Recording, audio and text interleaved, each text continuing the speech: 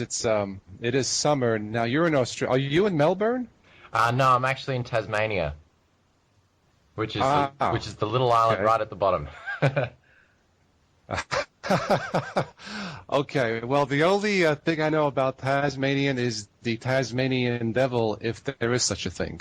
Yes, there is such a thing, and yes, yes, you are correct in assuming that. Well, let's talk about let's see, the controversy surrounding Unity. To be honest, as a Windows user, I kind of like it. I'm not embarrassed to say that.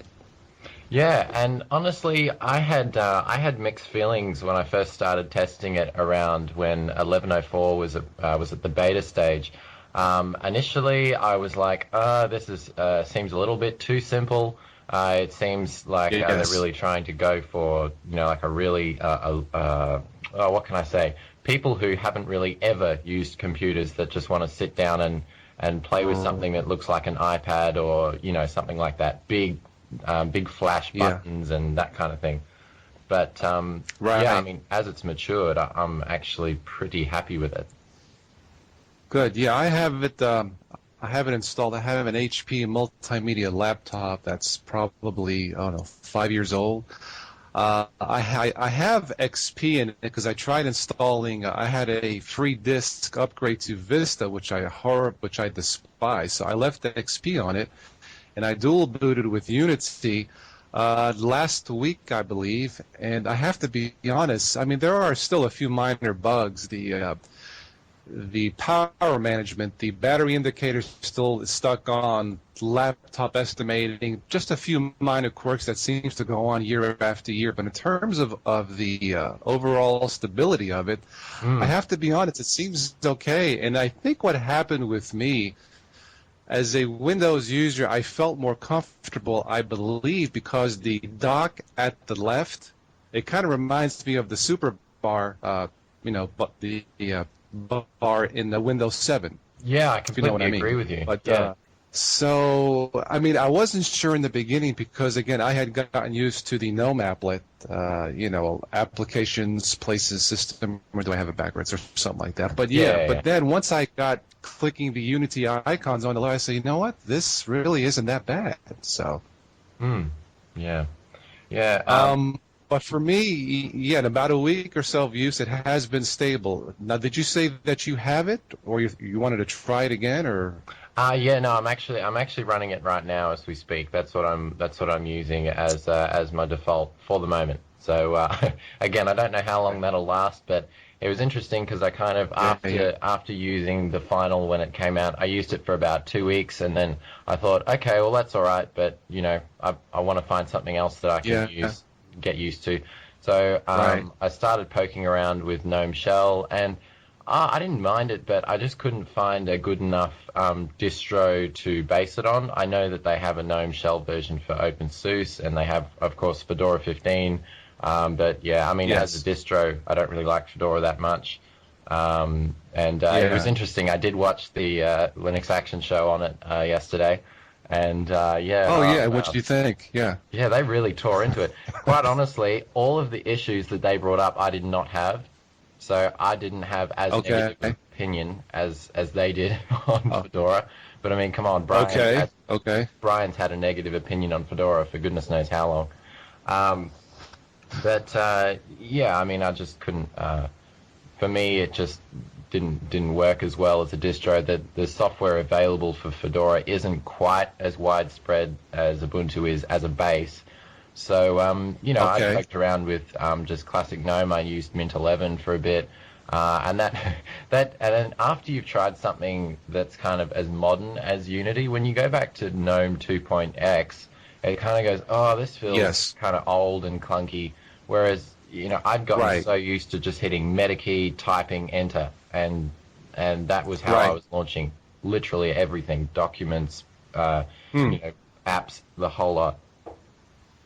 So for you, it was more just of a natural process of getting into the system. Yeah. So yeah, the Linux Action Show. The one gentleman, Brian, the one who wears the glasses, he just tore it up, and um, I just briefly tried GNOME 3. I think I downloaded Fedora. Was it open? I don't know. I just went to the GNOME 3 website and downloaded one of the distro betas, and it seemed okay, but I never really dived into it to test everything out per se. But listening to the show, I can understand where they were coming from, because it seemed like the minor issues that they spoke about that should not be issues were there. And I think at least for the one host of the show, it kind of really ticked them off. And I can understand that. For me, here we are in the year 2011. And for me, and now again, more of a Windows user, power management and not being able to tell me how long the battery lasts, I don't know. In this day and age, that should not be an issue. I'm sorry, but that's how I see it now. Absolutely, I completely agree with you. I don't know why every other operating system can get that right, and I'm not sure whether that is just on some systems, because on other systems, like even my primary rig is a Dell Studio 17 laptop. And and that's a multimedia centric laptop, and I mean literally every time I load a distro up, the power management is just dandy. It's almost spot on accurate every single time. So I'm not sure. Like I didn't have any issues with power management, but then again, I'm not sure whether it's just something that that is specific to Dell systems, because I found that Dell systems play very nice with Linux distros. I don't know why. But just as a general principle, I've got a couple of desktops, and I've got a laptop, and I've had other Dell laptops, and they all seem to go quite nicely with whatever Linux distro you chuck on there. So I've never had power management issues, but obviously I've heard a great deal of people that do. So I can understand that is a really frustrating element to just little things like that, where if people are trying out Linux for the first time, they look up at their battery indicator and it says, you got however long left, and it doesn't move, and it's just that's just one of those things where you roll your eyes and go, don't look at that. No, that's just it playing up. Well, I usually have an old saying that goes something like, you will never get you will never get a second chance to make a good first impression. And something like that. I mean, if I go to a friend of mine, hey, check out this new Linux, check out my laptop with the brand new Linux Ubuntu, tell me what you think. And he goes to the battery and sees that it's not working. I mean, come on. Yeah. For me, because I'm a little more patient and I have a little bit more knowledge, it's not, I mean, it shouldn't be there, but it's not that big of a deal. I will keep Unity unless it starts to freeze up or crash. But if I wanted to promote Linux or just tell one of my friends, try it, that looks bad. I mean, it's minor for you and me, but for a brand new Linux user, that looks bad because that shouldn't be there. So That's right. I have a brand new Lenovo desktop I just bought. I think it ran me $368 US. It has a dual core. In this particular one, in fact, that I'm using now, I have Linux Mint 11, which seems just fine. Yep. Of course, it is a desktop, so there's no battery meter. The HP laptop, I had Zorin 4, which I deleted. There was nothing wrong with it, but still, that one had the battery issue. But I figured, well, let me try Unity, so I deleted Zorin 4. And then eventually I may just put in Zorin 5. And then I have an IBM ThinkPad that I bought used off of eBay, dual core, that currently has Linux Mint 10. I may just keep that for a while because it seems to be okay. So I think after a while, for me at least, I get a little bit tired uninstalling, installing, doing this, doing that. And unless there's something really wrong with it, or if I'm just in the mood for something new, I kind of tend to leave it the way it is. So yeah, I agree with you. As far as so I've got a Studio 17 laptop, which is my main system, and then I've got a Dell Inspiron 530, which is a desktop, and then I've got another one which is just the family's sort of rig, and yes. So I kind of have to maintain that every now and again. And but all of those, the first one of those desktops is still running Ubuntu 10.04 because it's stable, it's solid. I didn't have any issues with it.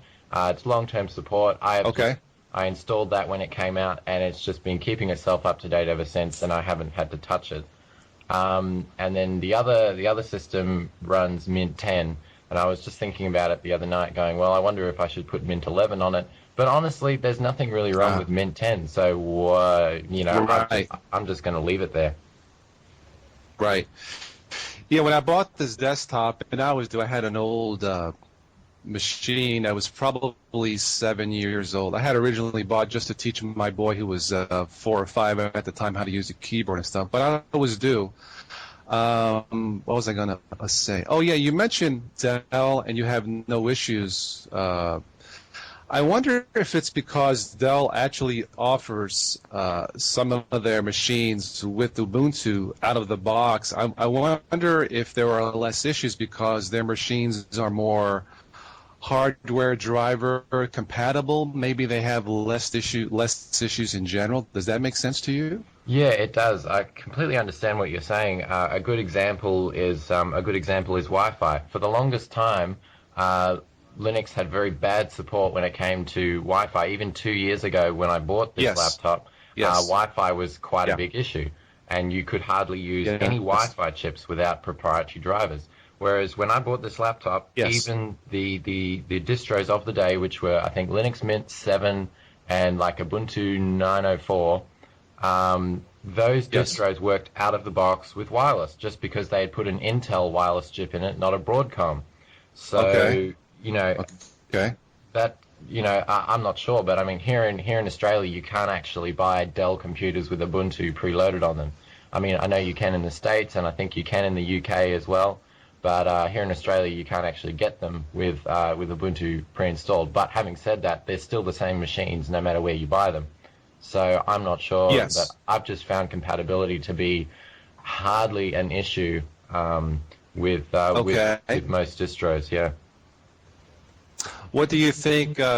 Not to be too off topic, but what do you think in general of the quality of a Dell product? Yeah, it's an interesting quote, really. I think, I think it depends. It depends what you buy. Like, I mean, I had a friend who just got an Inspiron laptop, just the most recent range of Inspiron laptops, and I think they paid about 600 Australian for it. So they really didn't pay much for it. And honestly, it was really cheap. Like the keyboard was horrible, and it was really light and plasticky, flimsy type. Yeah, it wasn't very good at all. Yes. But having said that, the laptop I've got still looks like brand spanking new, even though it's 2 years old. And a lot of the other, Studio, the XPS range, a lot of those are really solid quality machines, at least in my opinion. Yeah, about a year ago, one of my cousins who knows very, very little about computers, he had a Dell Inspiron, I forget the model number, and it had a Windows XP. I mean, it seemed nice, but he says after turning on, if he placed his hand on the handrest over to the right side of the touchpad, it would shut off. I'm like, what are you talking about? So he brought it over. And sure enough, if I would squeeze it or, like a certain way, it would shut off. And I'm, well, this is bizarre. Anyway, just to make a long story short, I did some Google searching, and sure enough, this was a common flaw. I guess it was a production flaw in this particular model. So I said, well, let me see what I can do. I normally don't like to mess with hard drive stuff. I mean, I'll make corrections in software and stuff like that, but I took it apart. And after doing some searching on Google, one of the solder joints, I think that's what it's called, one of the chips, when you flexed it, it wouldn't make contact. And I told them, well, this is a motherboard issue. Now we can try and find you a motherboard. So I said, look, just don't put your wrist on there. Turn it on and it'll be fine. I think just don't use even though it's a laptop, don't put your hand on it. I think it's last 9 months right. But I didn't know what to tell him. And I said, Chris, look, we can order a motherboard, for like $200, but I thought it's just not worth it because the machine itself looked cheap. As you had said, cheap plastics and stuff. And I thought, you know what, just don't put your hand there. It'll work fine. I mean, it died later, but personally, yeah, personally, I'm a big fan of HP and ThinkPads. Now, the older ThinkPads before they were bought out by I think a Chinese company, I thought they were rock solid. You can tell that the construction's better. Maybe it's the same quality. I don't know, but the last one I bought used on eBay last year, I think originally it was like $1,600 US. I think I paid 200. Only has a gigabyte of RAM, but for Linux Mint it runs fine, dual core. But see, it has metal hinges. Something about the higher grade of the plastics. If you drop it, it won't crack and stuff like that. But I've always been a big fan of the ThinkPads and of course the HPs. So Yeah, yeah. No, I mean honestly, I was just looking at the laptop market in general lately. The basically, yeah, if it came to an HP machine, I would be definitely eyeing yes, off one of the HP Envies, hence the name. okay, Um, right, but right.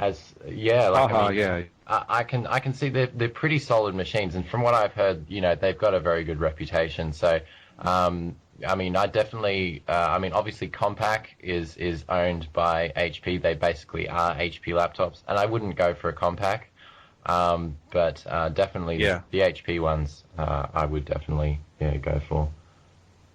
yeah.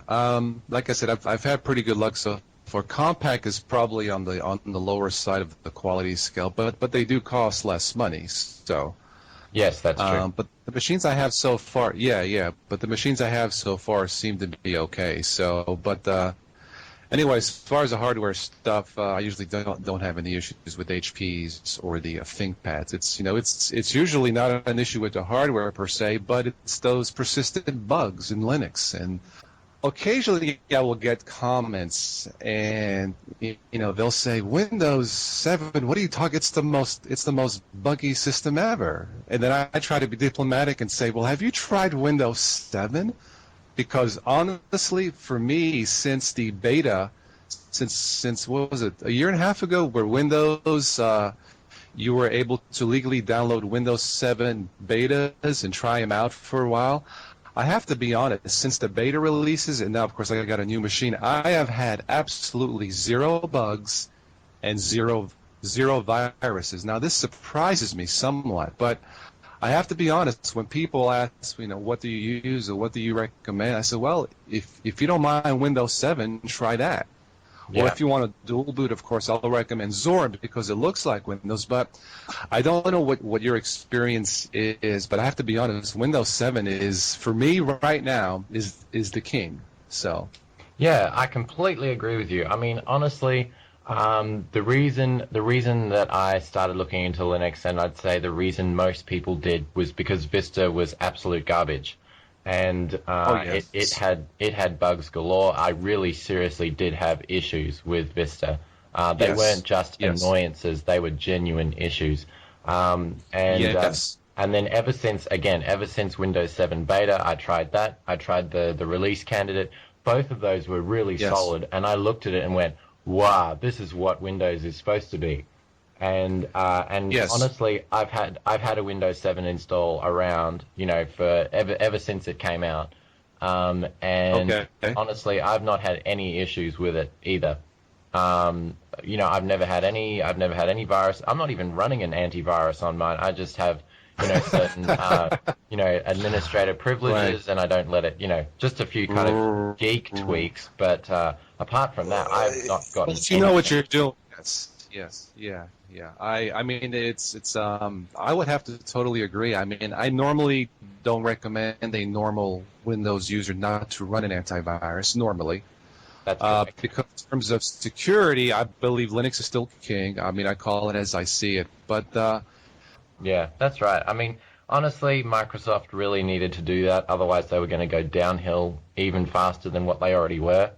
So, I mean, they hit yes, the ball out of the park with Windows 7. Technologically, there was not a lot of difference yes, between Vista and 7, but they just polished up Vista so much and got yes, everything ironed out so yes, that they could just push it out and go, here, this one works this time. yes. Windows 7 is really what Vista should have been. I think with Vista they probably rushed it, and they were being so picky with the wording. Like my HP desktop said Windows Vista compatible, and apparently there was a difference between compatible or Windows Vista ready or something like that, because one, I think compatible meant it was barely ready to go, whereas ready meant that you had at least 2 gigabyte of RAM, a triple core, quad core processor, and it's like, well, that's not what I was told in the beginning. But I think they learned from their mistake, and Windows 7 really so far it's as much as I enjoy dual booting these various Linux-based OSs right now. I mean, correct me if I'm wrong, I cannot really tell a Windows user that you can honestly replace your Windows operating system with a Linux and everything works out of the box, because that's just not true. Whether it's power management, or something here or something there. I mean, there's always a bug or bugs somewhere in every new distribution of Linux that I've tried, either something minor or something major. But again, with Windows 7, I've yet to see one. Yeah, So, right. No, I understand what you're saying. One of the closest things that I got to a serious problem when I was using Windows Vista was that I had obviously being a laptop, I was just out and about, and Yes. I hit the shutdown button, and it Yes. logged off, and looked like it was shutting down. So I closed the lid and put it in my bag. Okay. And then I get back, Yeah. and then I put the bag down, and then I come back to it half an hour later, and the bag is really hot. I'm like going, oh no! So I pull the laptop out, and my laptop had stayed Yeah. on, suffocating inside this bag. It hadn't shut down, That's and the so I'm like, worst. oh no! And so I'm taking the back off, and trying to get as much air into it as I could, because it was really hot. But thankfully, I don't know, but my Yeah. laptop didn't suffer anything because of it. It cooled down and it hasn't played up or anything, so I don't know. Right. But that was a bit scary. But after that, I was like, I'm going to sit here and make sure you shut down. Right, just like a good doctor ordered. Right. Yeah, it's. I mean, again, if I was stuck on an island per se, and I had to choose between my favorite Windows-like OS, which is Zorin, or Windows 7, I have to be honest. Right now, until Zorin or another OS comes out just about perfect, I'd have to pick Windows 7. Now, of course, the Zorin PC is due out this summer, so that should be somewhat interesting to see if it is fully functional out of the box, and not with a little bug here, a little bug there, and then you and I are saying, here we go again. So Yeah, honestly, I think, as far as I'm concerned, the future of Linux desktops is OEM installs. Basically, just hardware companies yes, getting alongside, I don't know, Ubuntu or one of these distributions and selling them pre-installed, everything working out of the box to a new Right. user. Because honestly, the reason Yes. that Windows, that users have a dependency on Windows is because that's what they start Yes. using. That's where their habits develop. Mhm. That's where they learn their favorite Yes. programs. So you really, in order for Linux to get beyond, just sort of like a dual booter or a hobbyist or something like that, it really needs to be pre-installed and to be able to be seen Yes. in shops saying, this is what you can do with free software. Yes. And I mean, because honestly, some of the Yes. stuff you can do is simply amazing. I mean, Yeah. I do a fair bit of video editing and stuff like that, Yes. and I could not do that on a Windows install without paying hundreds of dollars for a decent video editing suite. Yeah. I would have to agree. I mean, I usually use in Linux, I use Kden Live, but Same here. boy, there are just some nights. Yeah. I mean, as far as Kden Live, when it works, but when it doesn't, there are just some nights I just want to kung fu kick the machine. It's like, oh, you crashed on me again, and I didn't save it in time, or it's I know exactly how you feel. I Brad- know exactly how you feel. I mean, Yeah, there was the I forget which video I did. Was it the Linux versus Windows, the one with the football thing? Was Yeah, that what yeah. it was? Like half farcical. I mean, it should not. I mean, granted, for that, it was somewhat of a lengthy video, so I had a minor script written down, and I wanted to make it as smooth as possible. But because of the freeze ups in this, it should not have taken me over a month to finally get it right. But it's like you said, right now, as far as Linux, I don't think they have a premier video editing piece of software, whether it's paid or unpaid. Am I correct or wrong on that? Yes, I agree with you. In my opinion, even if they did bring out a video editor, which you did have to fork out some cash for, I would go ahead with it anyway, because in my opinion, Linux is better to allocating resources to more intensive Yes. applications. And as a base, I would rather use Linux on a video editor than I would with Windows. I mean, the same is true with Mac. That's why a lot of video editors use Macs, because they are better at video editing. I mean, granted, the software is also Okay. better, but they often Okay. use Macs just because they're a more solid system for video editing. Briefly speaking of Macs, do you have one? Have you used one extensively, or? I have used Macs relatively extensively. I don't personally own one, but I know a fair few people who do. Quite honestly, as far as other people are concerned, I'm fairly desktop agnostic, I guess you could say. I don't Yes. root for any particular. I don't go. I'm not a Linux fanboy. I'm not a Mac fanboy. I'm not a Windows fanboy. I'm not Yes. sure if Yes. those exist, but yeah. I mean, Right. I'm of the opinion whatever works best for you, use it. And I mean, the only thing that kind of annoys me with Macs is that they are expensive. They are more expensive than what you get Yes. in an equivalent Yes. PC. Yes. But honestly, I'm actually quite impressed with their latest range of iMacs and MacBook Pros. They're quite up to par Okay. with modern standards, and I Right. wouldn't, I don't, I usually recommend. I say, Right. look, if you want to pay more money, then get a Mac. It's Right. you're not going to have Right. issues Right. with it. There's none of those bugs that we keep talking about. So, but Yeah, I I have think. heard good things about Mac. Yeah. Yeah. Yeah. So. The cheapest MacBook Pro, just the 13-inch, I can't remember if it's like 320 gig hard drive or whatever, but it's not that much of a beast. But I think the cheapest MacBook Pro you can get here in Australia is, I think 1400. So, I mean, that's not actually that That's expensive. pricey. It's not that expensive compared to what Macs have been in the past, but it's still incredibly Okay. pricey considering you can get a machine with almost three times the grunt for the same price with Yes. through Dell or HP or whoever. Yeah, I mean, as far as the Mac, of course, that's through Apple. That is really an amazing story. I have notes in my head about doing a video on the history of Apple. I think the title was Apple Inc. from Chump to Champion, because it seemed, I remember getting my first MP3 as a gift 10, 11 years ago, and this is before, the iPod and all these, this explosion of MP3 players after, the year, 2001, 2002. And of course, I still have it. It's a Samsung Yep, YEEP, and I forget what, like Young something.